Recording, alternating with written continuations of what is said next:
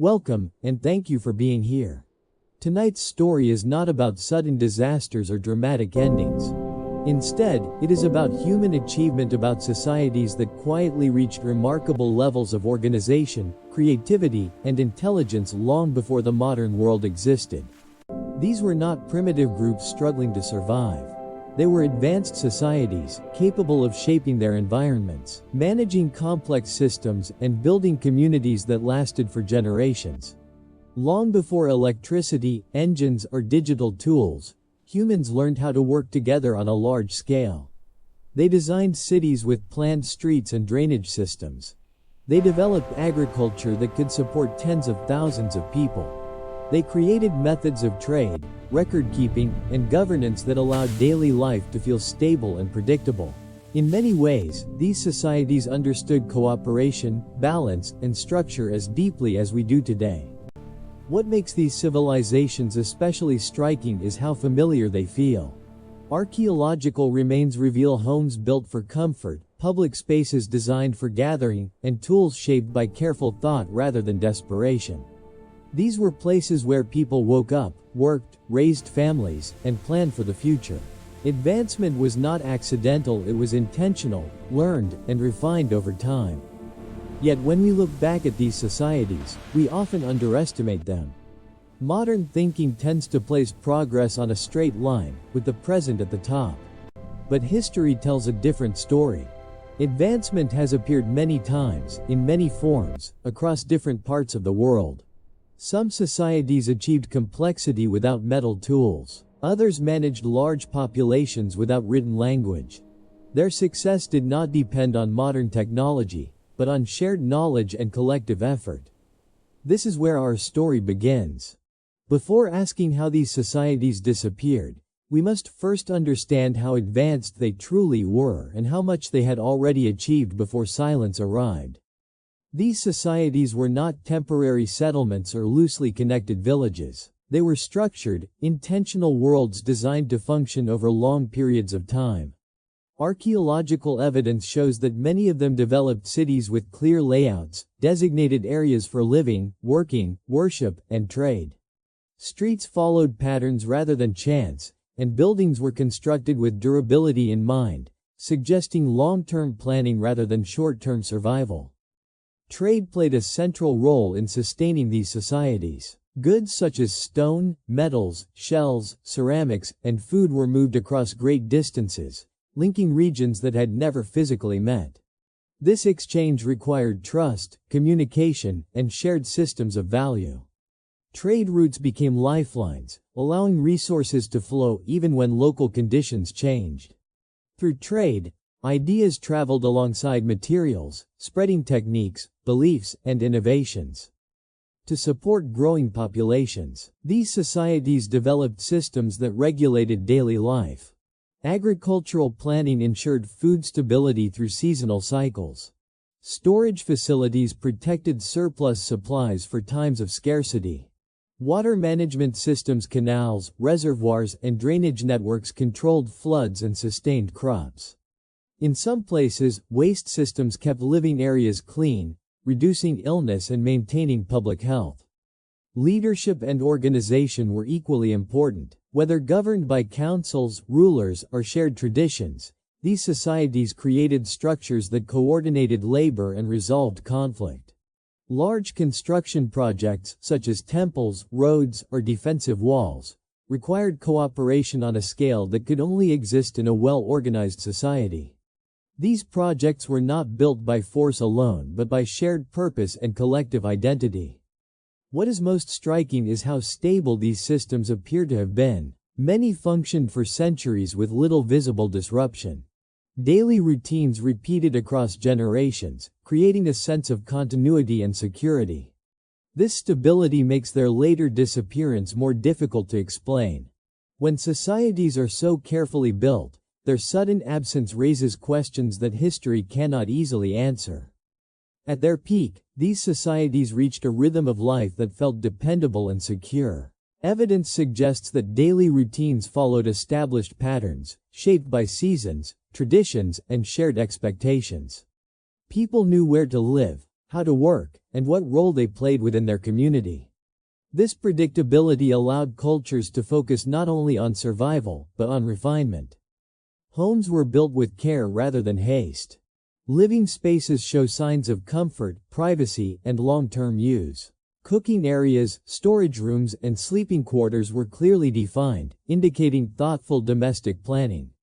Public spaces such as plazas, marketplaces, and ceremonial centers reveal an emphasis on social connection and collective life. These were places designed for gathering, exchange, and shared experience. Work was organized and specialized. Farmers focused on crops suited to their environment. Artisans refined tools and decorative objects, and builders developed techniques that improved with each generation. Specialization meant knowledge could deepen over time, leading to higher quality craftsmanship and more efficient systems. This division of labor is one of the strongest indicators of a mature and advanced society. Cultural expression flourished in periods of stability. Art, symbols, and architecture became more detailed and intentional. Beliefs were expressed through design, ritual, and shared stories rather than constant defense or adaptation. When survival is secure, attention naturally turns toward meaning, identity, and continuity.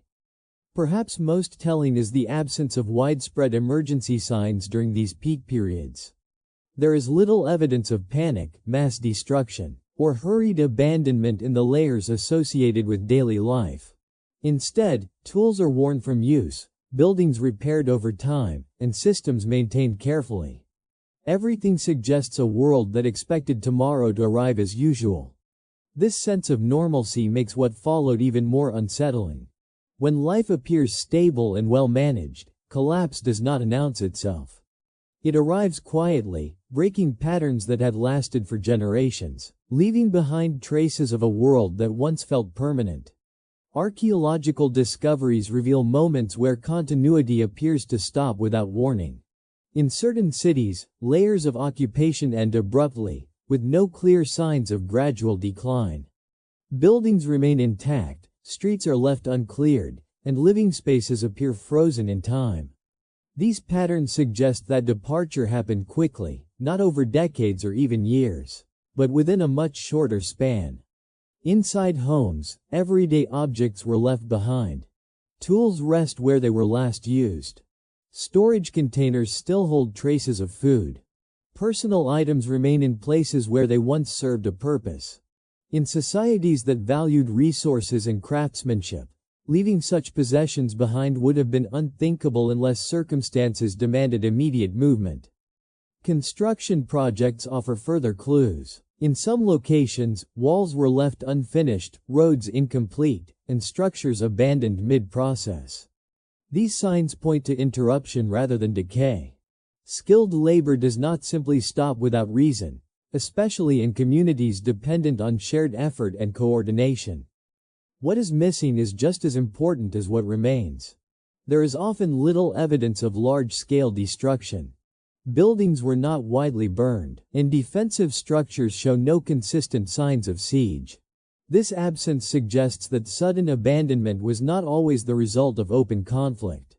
Instead, it raises the possibility of pressure that made staying impossible, but leaving unavoidable. The surrounding landscape also reflects this shift.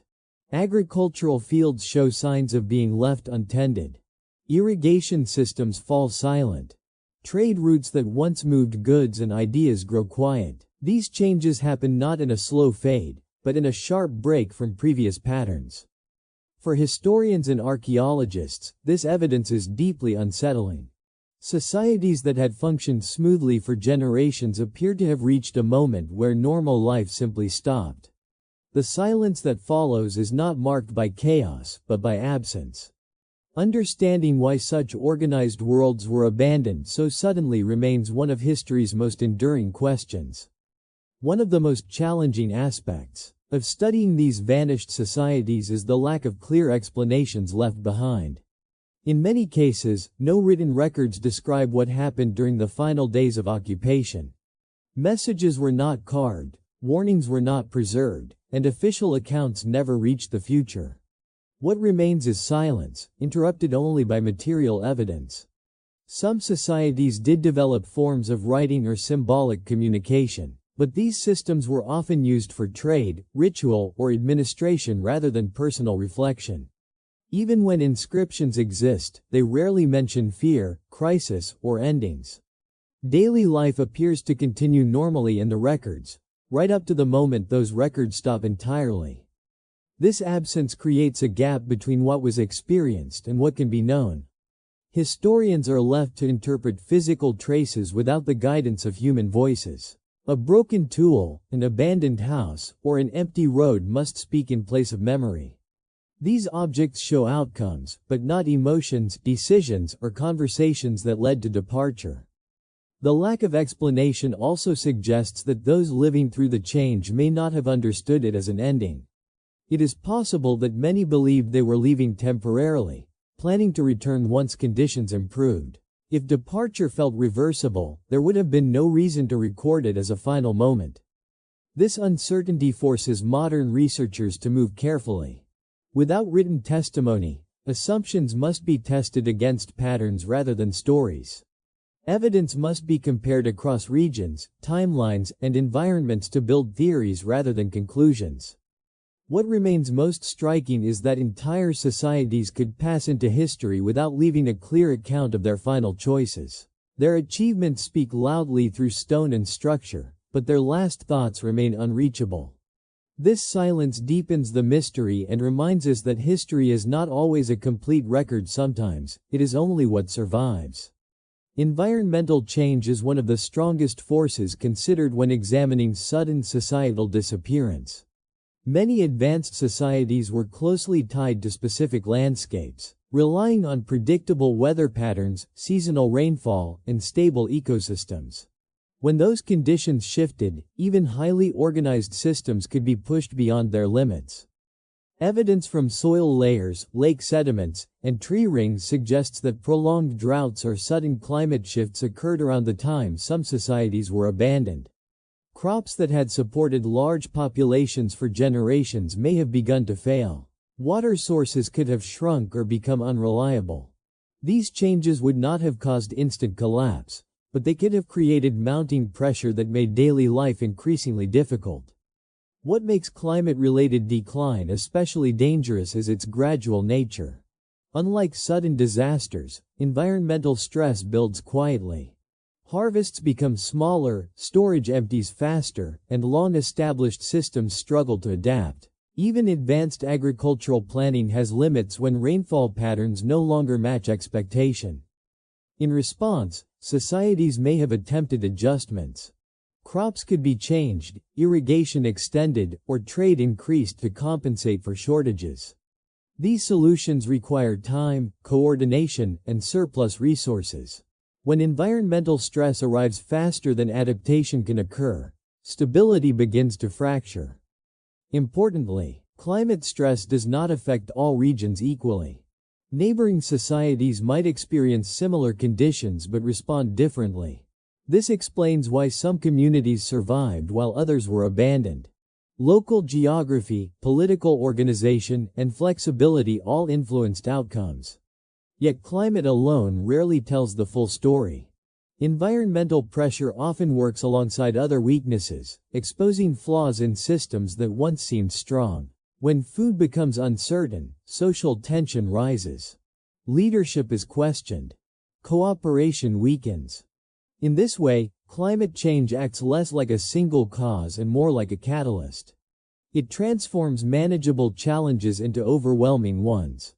For societies built on balance and predictability, the loss of environmental stability could quietly make staying impossible, even if no single moment marked the end. Beyond environmental stress, internal pressures may have played a decisive role in the sudden abandonment of advanced societies. As populations grew and systems became more complex, the balance between stability and strain grew increasingly fragile. When one element failed, others were often affected in ways that were difficult to control. Disease is one possible factor. Dense populations living in close quarters create conditions where illness can spread quickly. Limited medical knowledge meant that outbreaks could overwhelm communities before effective responses were developed. If sickness reduced the workforce or caused widespread fear, normal routines could break down rapidly. In such situations, leaving a settlement may have seemed safer than remaining. Social unrest is another possibility. When resources become scarce, whether due to climate stress, trade disruption, or population pressure, inequality can deepen. Groups that once cooperated may begin to compete. Trust in leadership can weaken, especially if traditional systems fail to provide protection or stability. Small conflicts, repeated over time, can erode the social fabric that holds a society together. Political systems themselves may also contribute to collapse. Complex governance requires coordination, communication, and legitimacy. If leadership becomes disconnected from daily realities, or if decision-making grows rigid, adaptation becomes difficult. Rules that once created order can become obstacles when conditions change. What makes internal pressure especially dangerous is that it often leaves few visible traces. Unlike destroyed buildings or burned layers, social breakdown does not always mark the ground. Instead, it influences choices whether to stay, to leave, or to seek safety elsewhere. When disease, unrest, or political failure combine with environmental stress, the result can be sudden movement rather than slow decline. People may choose departure as a rational response, not panic. In this way, entire societies could empty out not because they were defeated, but because remaining no longer made sense. While many abandoned societies show little evidence of widespread destruction, the presence of external threats cannot be ignored. Conflict does not always leave behind clear signs of battle. In some cases, the mere possibility of danger is enough to trigger rapid change, especially when a society is already under strain. Neighboring groups may have competed for land, water, or trade routes. As environmental or economic conditions shifted, these pressures could intensify. Even limited raids or repeated harassment might make a once secure settlement feel unsafe. Rather than risk continued loss, communities may have chosen relocation as a more practical option. Conflict can also take indirect forms. Disrupted trade networks weaken economies that rely on exchange. When goods stop flowing, shortages increase and trust erodes. A society built on long-distance connections can unravel quickly if those connections are broken, even without direct confrontation. It is also possible that some societies were absorbed rather than destroyed. People may have migrated into other communities, carrying knowledge and traditions with them. In such cases, the disappearance of a city does not mean the disappearance of its people. Instead, it marks a transformation that archaeology struggles to trace. What makes conflict difficult to confirm is the absence of clear markers. Defensive walls may exist without signs of attack. Weapons may be present without evidence of use. These ambiguities leave room for interpretation rather than certainty. External threats often act as the final pressure on systems already stretched thin. When safety becomes uncertain and resources limited, staying may no longer feel viable. Departure becomes a strategic choice, not a failure. In this way, conflict contributes to disappearance without leaving dramatic ruins. The landscape remains largely intact, but life moves elsewhere. What remains is an empty shell, one that once protected a thriving society, now standing quietly as evidence of choices made under pressure. As researchers compare evidence across different vanished societies, a clear pattern begins to emerge. Rarely does a single cause fully explain sudden disappearance. Instead, collapse tends to occur when multiple pressures overlap, reinforcing one another until stability can no longer be maintained. Environmental stress may weaken food systems. Disease may reduce population and labor. Social tension may undermine cooperation. Trade disruption may limit access to essential resources. None of these factors alone guarantee abandonment, but together they create conditions where even well-designed systems fail. Advanced societies often succeed because their systems are finely balanced. Agriculture depends on predictable seasons. Governance depends on trust. Trade depends on security and reliability. When several of these foundations shift at once, adaptation becomes extremely difficult. Responses that might work in isolation no longer succeed under combined pressure. This convergence also explains why collapse can appear sudden in the archaeological record. The visible moment of abandonment is not the beginning of the problem, but its final expression. Years or decades of stress may pass quietly, leaving little trace, until one final disruption forces movement. The idea of convergence challenges the way history is often told. Stories of collapse are frequently simplified into single explanations, but reality is rarely so neat. Human societies are complex, and their failures are complex as well. Understanding this helps explain why these disappearances remain unresolved. Each society followed a unique path shaped by geography, culture, and timing. The same pressures did not produce identical outcomes everywhere. What unites these cases is not a shared cause, but a shared vulnerability. When multiple systems fail together, even advanced societies can reach a point where continuation becomes impossible. At that moment, disappearance is not dramatic, it is practical. After abandonment, what remains is not chaos, but quiet. Cities that once echoed with movement, labor, and conversation become still. Roads lead nowhere. Public spaces lose their purpose. Over time, nature begins to reclaim what was carefully shaped by human hands, softening edges and covering signs of order. This silence is one of the most striking features of sudden disappearance. There are no clear markers of ending, no monuments to collapse. Instead, absence itself becomes the evidence. The lack of activity, the halted systems, and the empty structures speak more powerfully than destruction ever could. For later generations, this quiet creates unease. It invites questions without offering answers. Why did no one return? Why were repairs never made? Why did rebuilding not begin? The longer the silence lasts, the more permanent it becomes. Archaeological layers above abandoned cities often show long gaps before reoccupation, if it happens at all. These pauses suggest that knowledge of the old systems faded quickly. Skills were lost. Memories thinned. What was once familiar became distant. The silence also affects interpretation. Without voices, modern observers project meaning onto ruins. Yet these places were not designed to be mysterious. They were meant to be lived in, maintained, and passed on.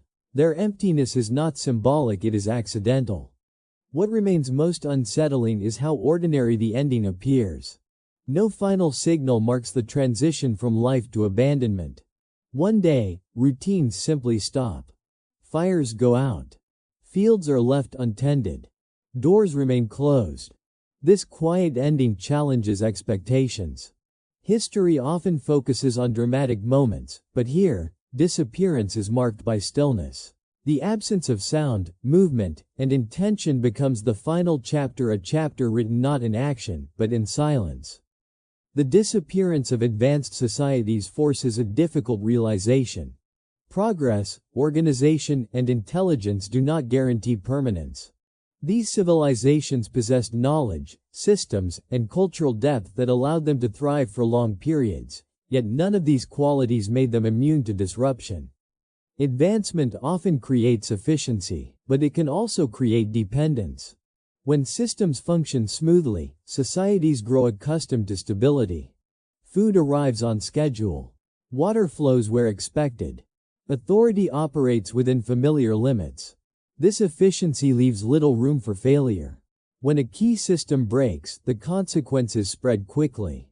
Complex societies are especially vulnerable to cascading problems. A disruption in agriculture affects trade. Trade disruption affects governance. Governance instability affects social trust.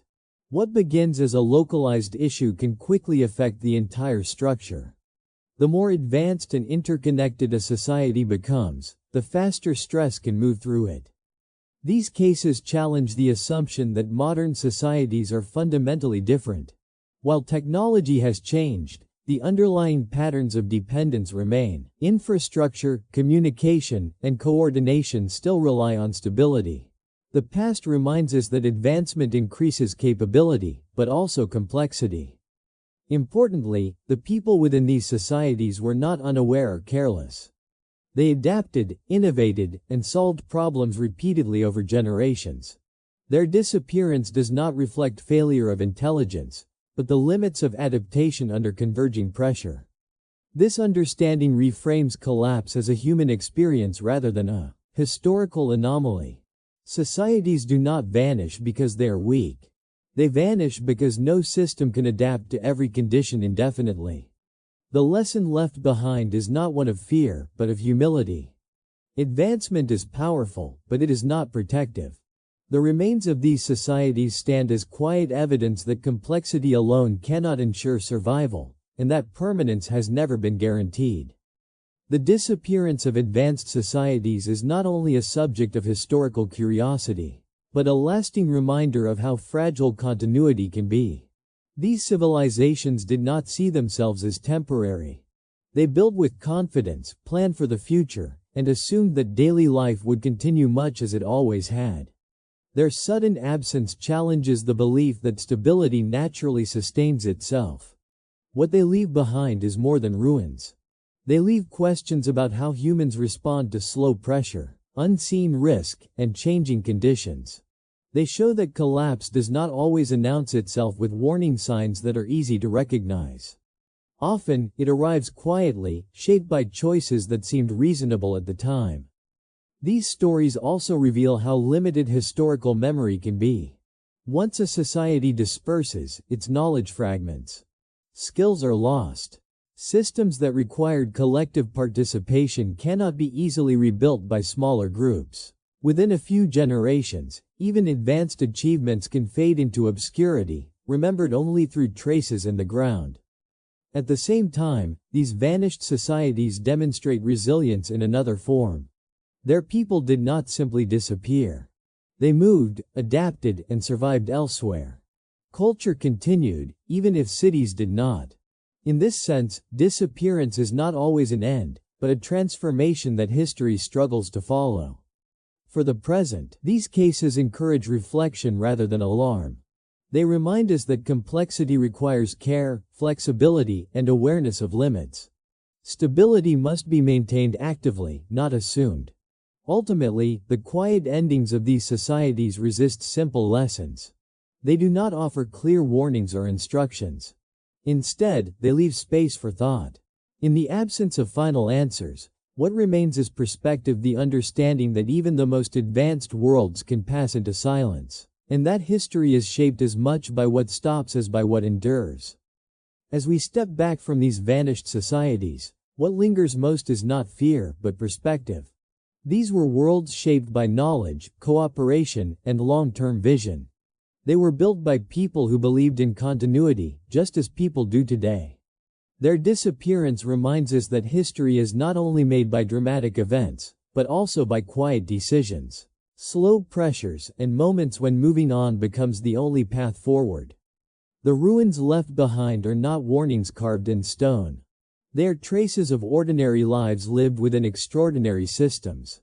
Streets once walked daily, homes once filled with routine, and cities once certain of their future now stand silent, not because they failed to matter, but because time moved differently than expected. Perhaps the most important lesson is humility. Advancement can create strength, but it also creates dependence. Stability feels permanent only while it lasts. These societies did not vanish because they were careless or ignorant. They vanished because no system, no matter how advanced, can remain unchanged forever. And so, their stories remain unfinished. Archaeology fills in fragments, theories suggest patterns, but certainty stays out of reach. What remains is the quiet reminder that history is shaped as much by absence as by presence. Thank you for spending this time exploring these forgotten worlds. If you found calm or curiosity in this story, you are always welcome to return. Until next time, rest well, and let history fade gently into silence.